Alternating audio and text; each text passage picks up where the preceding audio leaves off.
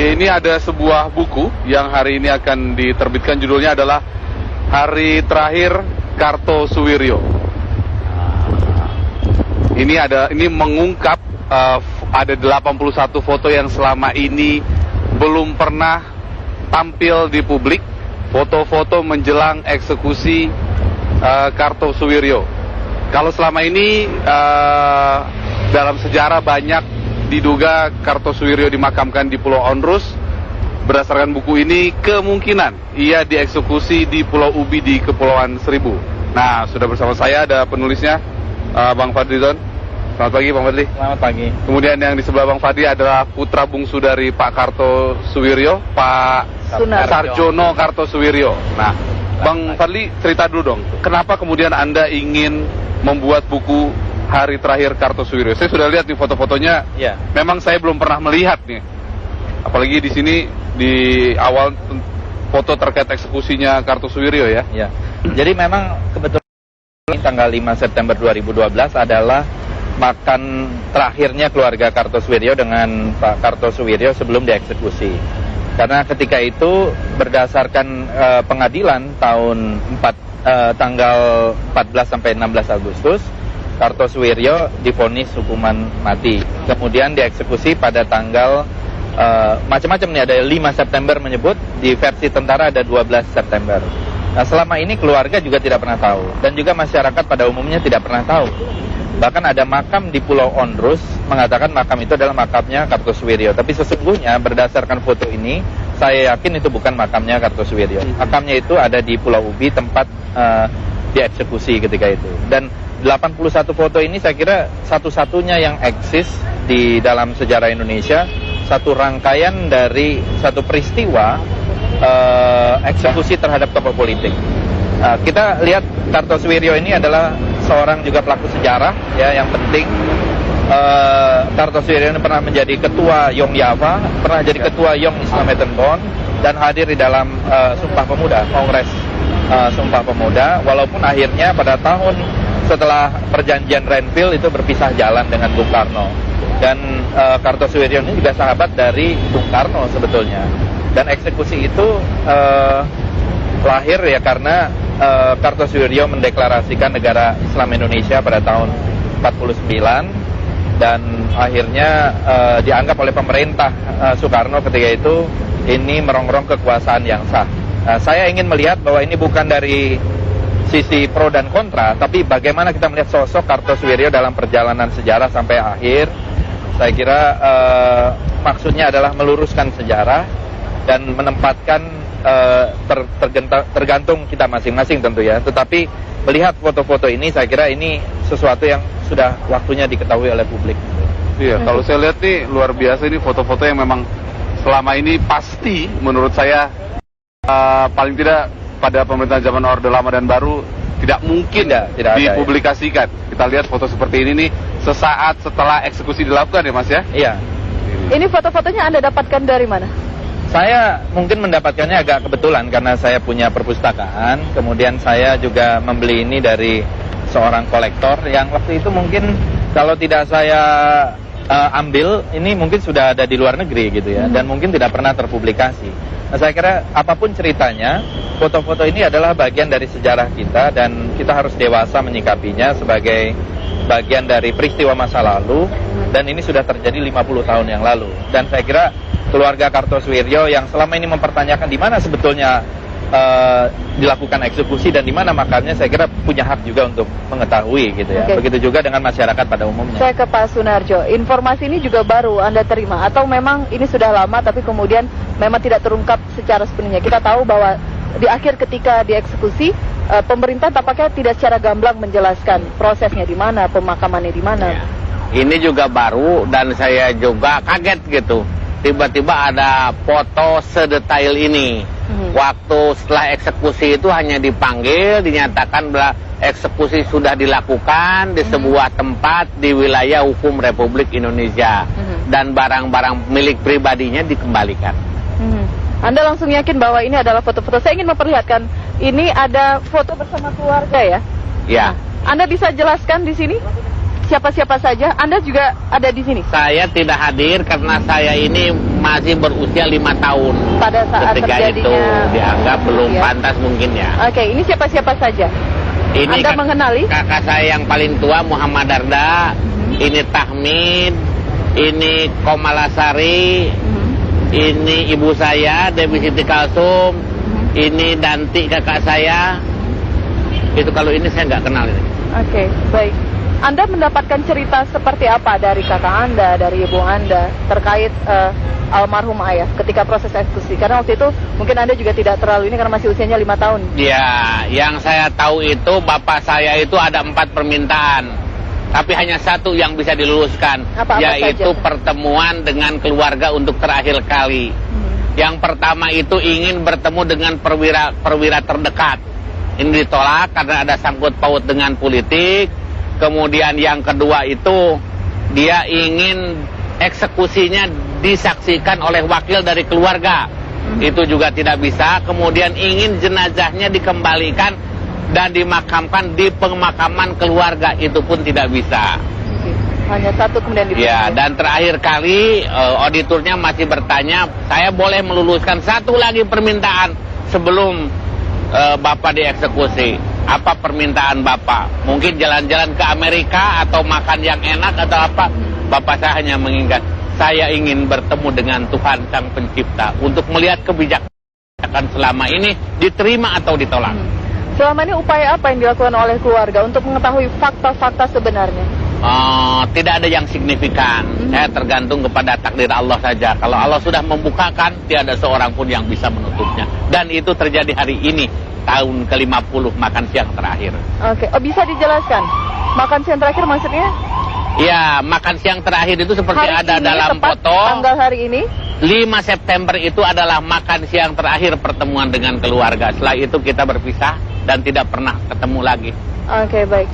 Saya ke Bang Fadil. Bang, kontroversial. Sosok ini dinilai membawa nilai-nilai yang kemudian mencederai apa yang kemudian dipercaya masyarakat saat itu, yang dibawa oleh pemerintah saat itu.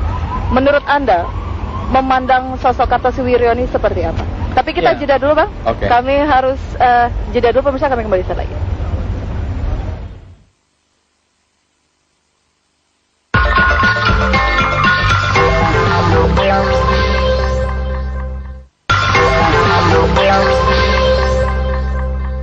Melanjutkan tadi pertanyaan saya, pandangan Anda terhadap sosok Kartosuwiryo. Ya, kita kan di dalam sejarah itu harus melihat tidak bisa hitam putih ya. Walaupun dalam hal-hal tertentu saya kira tentu ada yang prinsipil, terutama masalah bentuk negara, kesatuan Republik Indonesia dan lain-lain. Nah, tetapi kalau kita lihat perjalanan, Pak Kartosuwiryo ini adalah seorang yang lahir dari keluarga sebetulnya priai, abangan, mendapat pendidikan itu Belanda. Sama-sama menjadi muridnya dan pernah tinggal di tempat kosnya Hos Cokroaminoto bersama Bung Karno, bersama Musso dan lain-lain. Walaupun ada perbedaan-perbedaan waktu dan tempat gitu. Mereka sama-sama tahun 27 juga di dalam sidang-sidang mempersiapkan Sumpah Pemuda, pertemuan-pertemuan untuk melawan kolonial Belanda gitu. Dan tahun 30-an juga aktif di dalam Sarekat Islam yang saya kira juga ketika itu melawan Belanda. Nah, mereka berpisah jalan kan setelah itu. Dan saya kira ada memang setelah Indonesia merdeka, ada yang ingin Republik Indonesia, ada yang ingin federalisme, ada yang ingin negara Islam, ada yang ingin negara komunis. Itu macam-macam ketika itu. Termasuk ketika itu laskar-laskar. Nah, Pak Kartosuwiryo ini memimpin dulu Laskar Hizbullah dan Laskar Sabilillah. Itu dua laskar yang penting sebetulnya untuk melawan pemerintah kolonial. Jadi jasanya ada. Tetapi saya kira yang menjadi masalah ketika itu adalah mendeklarasikan negara Islam Indonesia pada Agustus tahun 49. Nah, di sini berlawanan dengan pemerintahan yang sah. Okay. Nah, kita sekarang tentu sudah berada di dalam NKRI. NKRI ini juga tahun 50 baru loh. Ya, bukan tahun 45. NKRI itu karena mosi integral Natsir ketika itu. Dan satu lagi, Kartosuwiryo ini dulu juga pendiri dari Masyumi. Ya. Ya, dan saya kira kita harus melihat ini satu sosok. Tidak bisa kalau dia hitam semua, putih semua. Selalu setiap orang itu ada kelemahan-kelemahan, ada kelebihan-kelebihan, ada jasa, tapi juga mungkin ada dosa-dosa, itu biasa di dalam sejarah. Nah, ingin kita harus dudukan ini sekarang ini secara dewasa, apalagi ini sudah 50 tahun yang lalu, dan kita berharap di masa yang akan datang terjadi rekonsiliasi nasional dari semua golongan, apalagi golongan yang jelas-jelas membela Republik Indonesia ketika itu. Iya.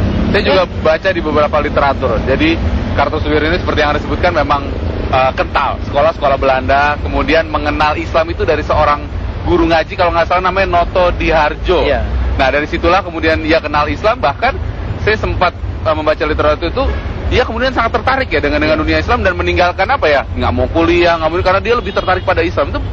Begini, Kartosuwiryo itu kuliah dulu. Kuliahnya itu di Nias ya, Nias bukan kota Nias, tapi nama sekolahnya itu Nias. Setelah HIS, ELS, kemudian NIAS. Ya. Nah, kemudian diberhentikan karena di dalam kamarnya itu ditemukan buku-buku komunis.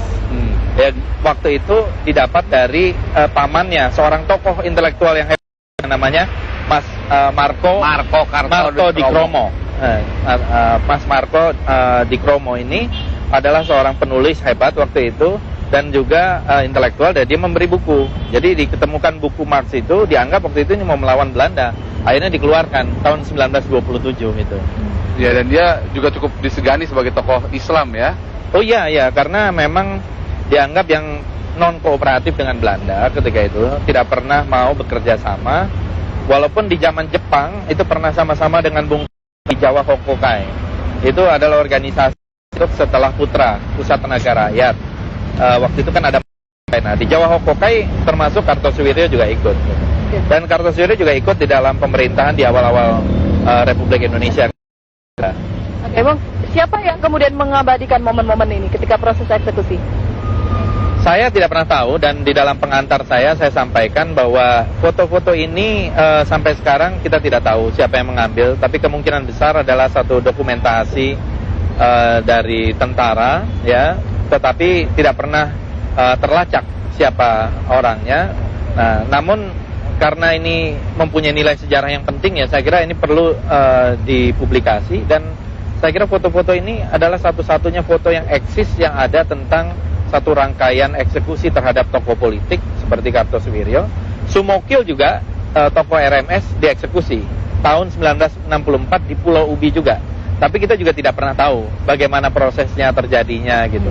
Dan ini juga saya kira di dunia juga tidak ada yang sedetail ini ya, dengan satu rangkaian yang cukup lengkap ya. Saya merasa bersyukur, alhamdulillah, karena jatuh ke tangan saya, karena waktu itu kalau tidak saya ambil mungkin sudah ada di luar negeri atau hilang atau bagaimana gitu. Baik, terakhir Pak Sarjono, mungkin kalau sebagai anak ya saya akan berusaha mencari di mana makam ayah saya tentunya. Nah, pernahkah kemudian Anda sendiri begitu sebagai pribadi datang ke Pulau Onrus? Nah, kemudian nih ada lagi nih ternyata diduga di Pulau Ubi. Nah, perjalanan Anda untuk mencari makam ayah itu Anda lakukan nggak? Sudah. Yang terakhir diyakini bahwa itu di Pulau Onrus. Malah saya bawa wartawan dari Tempo. Disiarkan pada tahun yang lalu itu sebagai edisi khusus bulan Agustus. Nah, tapi penemuan ini saya lain juga. Lebih yakin ini di Pulau Ubi. Karena ketika itu tidak mungkin dipindahkan, digali, kemudian ditanam di Pulau Onrus. Itu tidak mungkin. Ada keinginan untuk mengecek sana? Akan terus digali, saya cari. Baik. Terima kasih. Terima kasih, Bang. Ini Terima kasih. apa ya? Merupakan informasi terbaru sehingga memperkaya lagi pengetahuan kita akan sejarah, fakta-fakta baru terungkap dalam buku ini, Hari Terakhir Kartosuwiryo.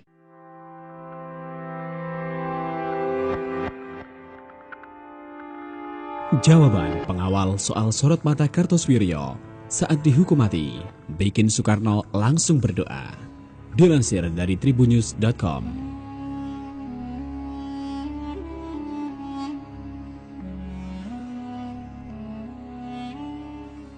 Pendola Negara Islam Indonesia (NII) Kartosuwiryo dan Soekarno sebenarnya bukanlah seteru atau musuh. Awalnya, Soekarno dan Kartosuwiryo justru berteman. Mereka merupakan teman saat kos di rumah Hos Cokro Aminoto di Surabaya, Jawa Timur bersama Semaun. Belakangan, tiga sahabat itu pecah. Masing-masing memilih haluan berbeda. Soekarno memilih paham nasionalis. Kartosuwiryo menghendaki Islam sebagai dasar negara. Dan Semaun yang menjadi merah karena bergabung dengan PKI atau Partai Komunis Indonesia. Terkait hubungan antara Soekarno dan Kartosuwiryo, rupanya ada kisah yang tak diketahui semua orang. Itu seperti yang terdapat dalam buku Soekarno Punya Cerita, terbitan tahun 2016. Dalam buku itu disebutkan, Kartosoewirjo memang tak mau mengakui pemerintahan Republik Indonesia yang dipimpin Soekarno sejak 7 Agustus 1949. Konflik di antara keduanya pun semakin meruncing tatkala Kartosoewirjo memberikan instruksi membunuh Soekarno.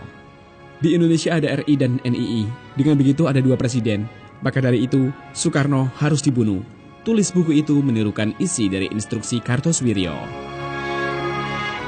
Upaya pembunuhan terhadap Soekarno pun terjadi beberapa kali. Satu di antaranya terjadi pada Juni 1961 di daerah Galunggung. Saat itu, Kartosoewirjo memerintahkan kepada Marjuk yang merupakan bawahannya untuk membunuh Soekarno. Marjuk kemudian melaporkan perintah pembunuhan Soekarno kepada Taruna dan Budi. Mereka ada 2 sekretaris pribadi Kartosoewirjo. Kepada Marjuk diberikan gigi Kartosoewirjo sebagai sejenis surat kuasa. Pada April 1962, Marjuk kemudian memerintahkan kepada Sanusi, Abudin, Jaya, Nabdi, dan Kamil untuk membunuh Presiden Soekarno. Selanjutnya, pada 14 Mei 1962, saat Idul Adha, Sanusi menembakkan pistolnya ke arah Soekarno. Saat itu, Soekarno sedang sholat Idul Adha di halaman istana. Beruntung, percobaan pembunuhan itu gagal. Soekarno selamat. Meski demikian, saat itu, beberapa jemaah sholat Idul Adha ada yang terluka. Mereka tertembak di bahu dan punggung. Dalam sidang, Sanusi Firkat alias Usfik, Kamil alias Harun, Jaya Permana alias Hidayat, Nabdi alias Hamdan, Abudin alias Hambali, dan Marjuk bin Ahmad dijatuhi hukuman mati. Selain menangkap mereka, pemerintah saat itu juga berhasil menangkap Kartosoewirjo. Kartosoewirjo ditangkap tentara Siliwangi saat bersembunyi di dalam gubuk yang ada di Gunung Rakutak, Jawa Barat, 4 Juni 1962. Vonis mati dijatuhkan kepada Kartosoewirjo. Soekarno menolak gerasi itu, sehingga Kartosoewirjo pun tetap dieksekusi mati. Meski demikian, Soekarno bertanya kepada regu tembak pasca eksekusi itu dilakukan. Bagaimana sorot matanya? Bagaimana sorot mata Kartosoewirjo? Bagaimana sorot matanya? Tanya Soekarno. Mendapatkan pertanyaan itu, mereka pun menjadi bingung. Meski demikian, seorang ajudan spontan menjawabnya. Sorot mata Kartosoewirjo tajam, setajam tatapan harimau, Pak. Jawabnya. Mendapatkan jawaban semacam itu, Soekarno pun bernafas lega dan melempar tubuh ke sandaran kursi. Tak lama setelah itu, Soekarno pun mendoakan keselamatan arwah Kartosoewirjo.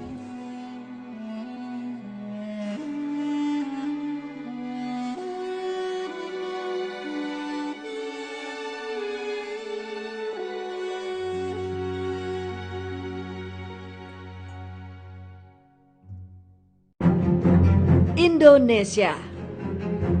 Bangsa besar ini adalah tanah air yang dibangun dari peristiwa-peristiwa penting dan bersejarah. Sejarah perjuangan bangsa membangun peradaban. Perjuangan melawan kekuasaan penjajahan. Perjuangan merebut dan mempertahankan kemerdekaan. Sejarah Indonesia modern mencatat tokoh-tokoh besar dalam setiap periode perjuangan bangsa. Pelopor dan guru bangsa itu, sebagian di antaranya adalah pemimpin dan tokoh muslim yang berjuang melalui jalan mereka masing-masing.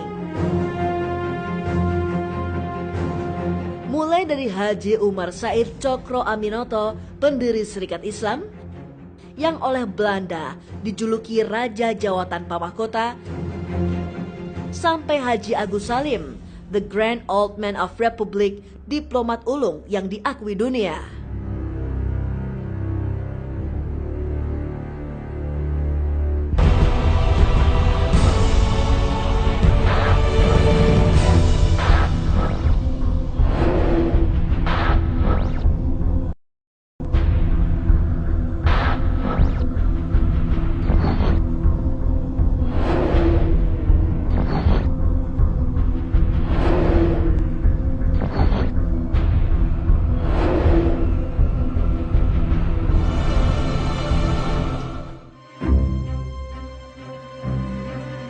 setinggi-tinggi ilmu, semurni-murni tauhid, sepintar-pintar siasat. Demikian prinsip dan semboyan perjuangan Raden Mas Haji Umar Said Tjokro Aminoto atau lebih dikenal sebagai Hos Tjokro Aminoto. Tokoh besar ini adalah guru bagi anak-anak muda yang kemudian jadi aktor-aktor penting dalam pergerakan nasional Indonesia. Mulai dari Semaun, Alimin, Muso, Kartosuwiryo, sampai Soekarno. Ya, pertama saya ingat pengakuan Soekarno sendiri ya. Itu memang pernah ikut Jong Java, tapi dia bilang bahwa yang merubah jalan hidup saya sebagai mentor politik saya itu adalah Cokro. Cokro itu betul-betul bukan saja pemimpin politik yang dalam arti sesuatu yang tinggi, luhur, yang itu menjadi diidentifikasi sebagai Ratu Adil. Kemana saja Cokro pergi, banyak cerita bahwa bahkan air ludahnya pun bisa dicium orang. Jadi sesuatu yang simbol dari sesuatu yang luhur, yang bagi rakyat biasa mungkin tidak bisa disentuh. Cita-cita perjuangan Tjokro Aminoto memang jauh melampaui kehidupan pribumi Hindia Belanda di awal tahun 1900-an. Dan cita-cita itu bisa diruntun dari silsilah darah dan pendidikan Tjokro Aminoto. Ia adalah putra dari Raden Mas Tjokro Amiseno, pejabat pemerintah Hindia Belanda kala itu. Sedang kakeknya Raden Mas Adipati Tjokro Negoro adalah Bupati Ponorogo. Jalur silsilah ini menautkan Tjokro Aminoto sebagai keturunan dari Kiai Muhammad Besari, tokoh besar Islam dari Ponorogo, dan Sunan Pakubuwono III dari Keraton Surakarta. Latar belakang lingkungan keluarga yang demikian itu membuat Tjokro Aminoto mendapat pendidikan yang paripurna. Pertama-tama, Tjokro Aminoto menjalani pendidikan dasar di lingkungan pesantren di Ponorogo, sebelum melanjutkan ke Sekolah Pamong Praja, Opleiding School for Inlandse Ambtenaren, atau OSVIA di Magelang sampai tahun 1902. Setelah lulus dari OSVIA, Tjokro Aminoto kemudian bekerja di kantor pemerintahan Hindia Belanda di Ngawi sampai ke Surabaya pada 1905.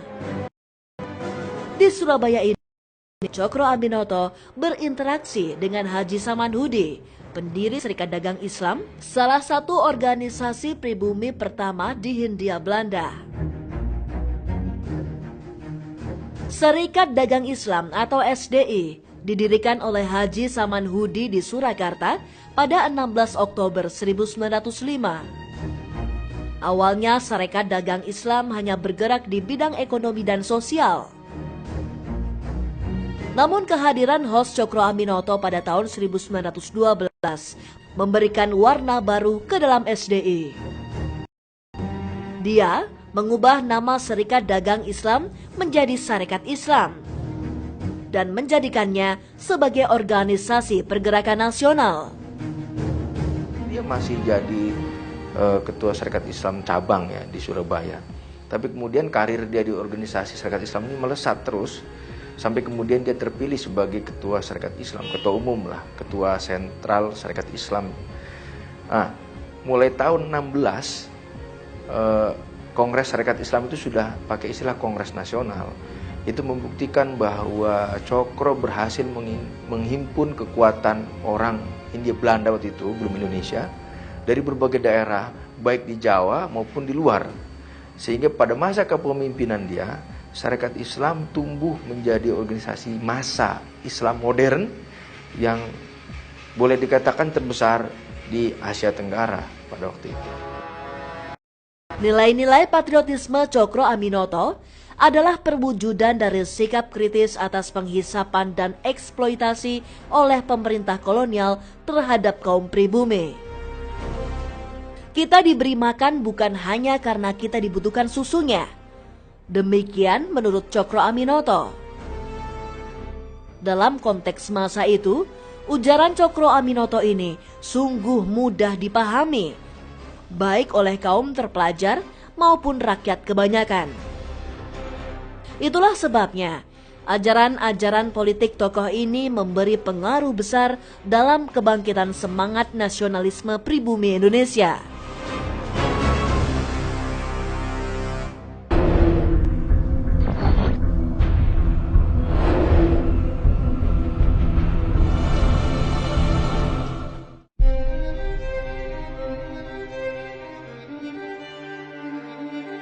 Rumah Cokro Aminoto kecil di tengah kota Surabaya, kemudian menjadi semacam rumah ideologis bagi para tokoh pergerakan nasional. Anak-anak muda di Surabaya bukan hanya yang disebut-sebut sebagai muridnya dan juga pernah kos itu yang Musso, Kartosuwiryo dan Soekarno, bukan hanya itu, Tan Malaka juga pernah mampir. Juga Semaun juga, rata-rata tokoh-tokoh pergerakan waktu itu pernah singgah di rumah Cokro, pernah berinteraksi, bersentuhan langsung dengan Cokro. Ini menunjukkan peran sentral Cokro di dalam pergerakan nasional. Dialah godfather dari founding father Republik Indonesia ini.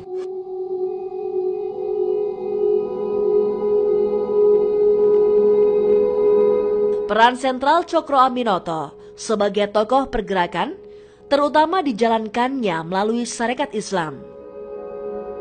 Ia berupaya membangkitkan kesadaran seluruh rakyat Indonesia, khususnya umat Islam, agar mau berorganisasi dan menggalang persatuan bangsa. Pada tahun 1916, pengaruh Sarekat Islam di masyarakat semakin kuat dan meluas. Jumlah anggota SI mencapai 2,5 juta orang dan tersebar di seluruh Nusantara bahkan Asia. Bukan hanya kaum terpelajar, pengaruh pergerakan nasional ini juga menjangkau kalangan rakyat kebanyakan.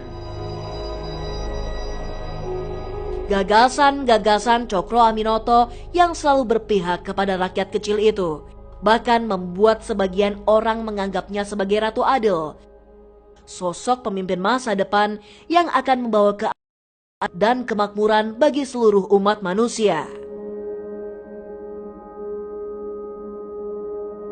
Kondisi ini tentu saja membahayakan kelangsungan pemerintahan kolonial di Hindia Belanda. Pemerintah kolonial melakukan segala daya dan upaya untuk mengacaukan Serikat Islam, termasuk menyusupkan isu sara dan ideologi kiri ke dalam tubuh organisasi Islam ini.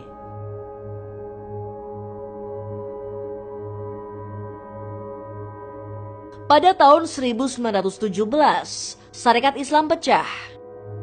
Para tokoh kiri dari tubuh Sarekat Islam, yakni Semaun, Alimin, dan Darsono, membuat Sarekat Islam Merah yang berbasis di Semarang. SI Merah yang kemudian menjadi cikal bakal lahirnya Partai Komunis Indonesia. Jadi karena pengaruh dari ISDP, maka banyak masuk ke kalangan SI sehingga Kongres ke-6 apa itu pecah. Ada partai disiplin, Semaun tidak boleh di SI, tapi dia tetap SI menjadi SI Merah, SI-nya menjadi SI Merah di Semarang, dan SI lain-lain diubah menjadi Serikat Rakyat. Kemudian Serikat Rakyat ini kemudian juga langsung diubah menjadi cabang-cabang PKI yang meluas. Seperti di Banten cukup luas, itu orang SI semua itu, tapi kemudian masuk PKI. Itu bisa dilihat dalam pemberontakan tahun 26 yang paling di Banten dan Cilungkang. Tapi tidak bisa berkembang lebih jauh karena dia mengatakan bahwa mendukung walaupun tidak begitu langsung tapi terselubung, sebagai dikatakan oleh Cokro Aminoto, walaupun SI itu mempunyai satu untuk pemerintah kolonial, tapi akhirnya dia tunduk pada pemerintah kolonial. Ya, itulah sebabnya maka SI tidak bisa berkembang luas, tidak bisa masyarakat seperti PKI dulu pada awalnya. Ya. Dan karena itu maka dalam Kongres SI yang ke-4 atau ke-6, saya sudah lupa, itu ada partai disiplin dari PSI bahwa PSI tidak boleh ada anggota double ganda. Yang masuk PKI ya silahkan dikeluarkan. Ya. Dengan keluarkan itu maka PSI atau SI yang terpengaruh oleh gerakan kiri mereka keluar, dan oleh orang komunis kemudian dinamakan, diubah menjadi Serikat Rakyat. Strategi pecah belah oleh pemerintah kolonial ini berlanjut dengan peristiwa pemberontakan yang berujung pada penangkapan Cokro Aminoto. Raja Jawa tanpa mahkota ini pun kemudian dipenjarakan pemerintah kolonial Hindia Belanda. Bahwa kemudian itu Cokro ditangkap itu untuk soal lain. Waktu itu kan terjadi satu perlawanan lah dari seorang ulama di Cimareme di Garut. Dia juga pemilik sawah ya, petani lah katakan, melawan pajak padi pemerintah kolonial itu tahun 1919 yang kemudian disebut-sebut sebagai skandal Afdeling B. Nah, pemerintah kolonial waktu itu menemukan bukti keterlibatan Islam di dalam perlawanan itu, khususnya orang-orang yang kiri lah. Kemudian pengawasan pemerintah kolonial Belanda terhadap masyarakat Islam kan makin. Sampai saat terakhir Cokro Aminoto masih berusaha menasehati. Dia coba menempuh pemikiran, bukankah pada awalnya kita bersatu, kita mendirikan partai besar ini adalah untuk membina persatuan. Dia menasehati. Tapi Darsono ini yang sudah belajar dari Sneflit, wah dengan segala gayanya rupanya gitu ya, Pak Cokro ini tidak berani melawan Belanda, penakut begitu. Nah itu diperdebatkan tuh banyak di rumah peneleh itu.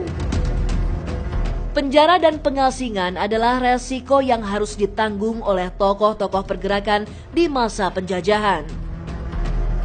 Dan host Cokro Aminoto hanya satu dari sekian banyak tokoh Islam terdahulu, pemimpin bangsa yang memperjuangkan kemerdekaan Indonesia.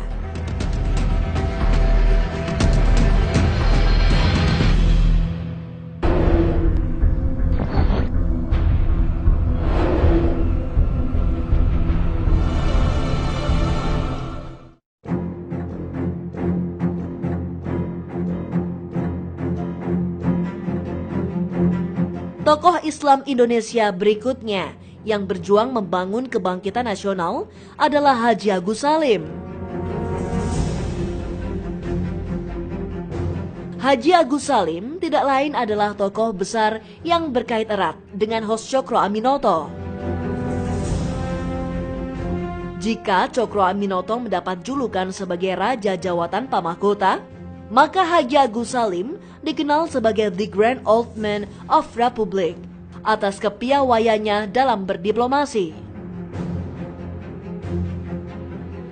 Haji Agus Salim lahir dengan nama Musyidul Haq yang bermakna pembenaran di Koto Gadang, Agam, Sumatera Barat pada 8 Oktober 1884. Ia mulai menimba ilmu di sekolah dasar paling bergengsi di era kolonial, yakni Europäische Lagere School ELS, yang jadi sekolah khusus untuk anak-anak keturunan Eropa. Diperbolehkannya Agus Salim bersekolah di ELS tidak lain karena ayah Agus Salim adalah seorang jaksa jabatan kelas atas bagi pribumi pada era itu. Bakat istimewa Agus Salim sejak kecil adalah kemampuannya pada penguasaan bahasa-bahasa asing. Pada tahun 1903, Agus Salim menamatkan pendidikan Burger School atau HBS di Jakarta dengan predikat lulusan terbaik. Ya, karena dia yang terbaik ya, yang terbaik tamat, sehingga ada yang mengusulkan supaya dia sebaiknya dapat beasiswa. Tapi kelemahannya dikatakan ucapan Belanda tidak begitu bagus, sehingga biasa saja itu alasan dia tidak diberi. Barangkali Belanda juga curiga dengan dia. Padahal sebenarnya ayahnya adalah Hofjaksa. Salim itu Hofjaksa. Sebenarnya dia berhak juga, tapi tidak dikasih oleh Belanda dan dia tidak mau minta-minta. Ketika Kartini mengatakan berikanlah beasiswa untuk saya itu untuk Salim, Salim menolak. Kalau pemerintah akan beri pada saya, beri saya. Masa saya harus menggantikan orang lain? Nah, dia agak sombong juga dia. Agus Salim berteguh menolak beasiswa sekolah kedokteran di Belanda yang dialihkan dari beasiswa R.A. Kartini.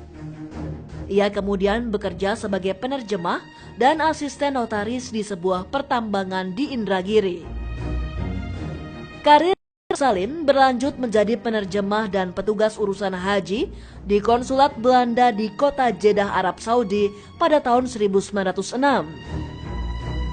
Dipekerjakan oleh pemerintah Belanda langsung, bukan pemerintah Hindia Belanda untuk di Jeddah itu.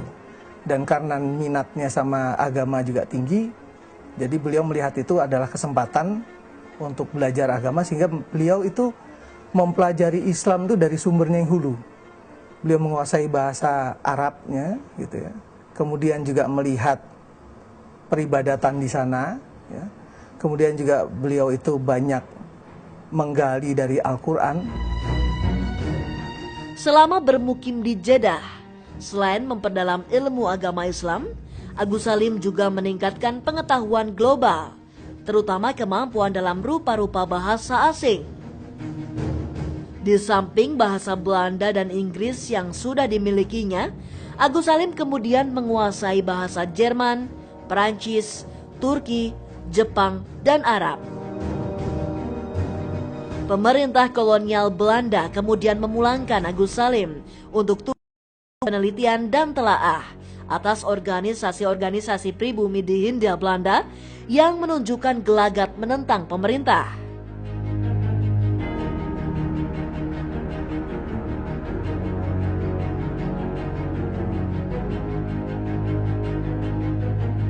Tugas baru di bidang politik ini ternyata mengubah jalan hidup Agus Salim. Dari semula pegawai pemerintah, kemudian berbalik melawan pemerintah kolonial Hindia Belanda.